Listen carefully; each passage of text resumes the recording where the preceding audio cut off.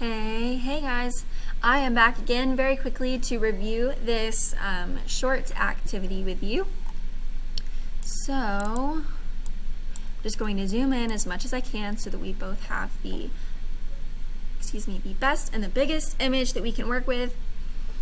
So the first step here is to identify the image that we're working with. I can see an organism front and center. It looks like a sunflower, very pretty.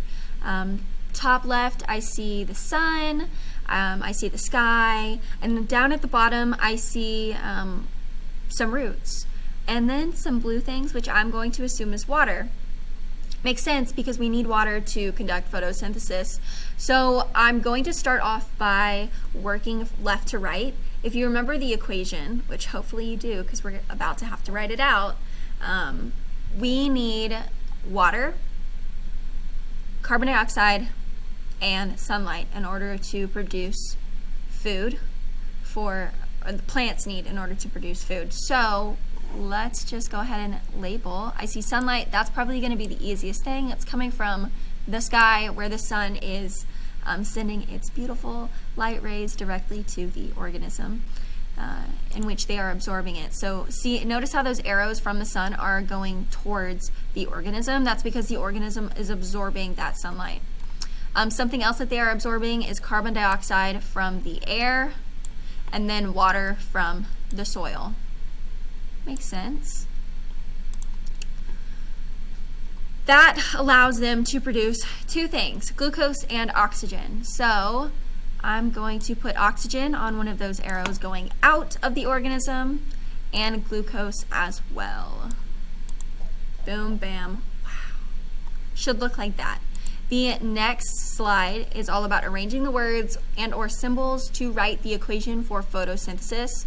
We already know, based on the first slide, that we need to have water, carbon dioxide, and sunlight on the left side of our equation because that is what's going into the organism. And you'll notice that the arrow that's for the equation goes from left to right, like it's pointing to or towards the right, which means that whatever we put on the left is going to make what's on the right. So let's just jump into it. I know just offhand that H2O means water. So I'm going to go ahead and put that on the left side because I know that plants need water in order to conduct photosynthesis. I also know that they need energy. We know specifically that it's solar energy, but they do need energy.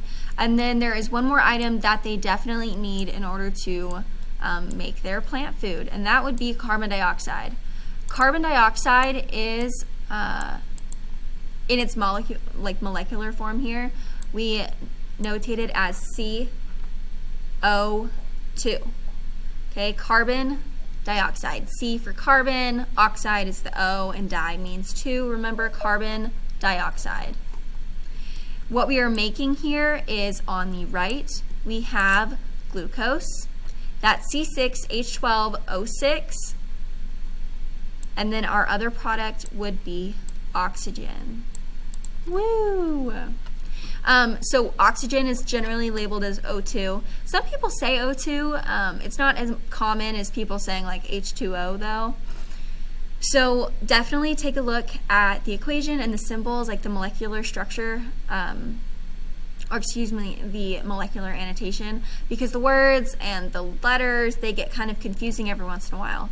But it's good to know, what they mean. Carbon dioxide is CO2, energy being sunlight. H2O is water, C6H12O6, that's glucose, that's our sugar, which is a carb, and then O2 is our oxygen. So, before I end the video, I want to quickly direct you to the independent practice.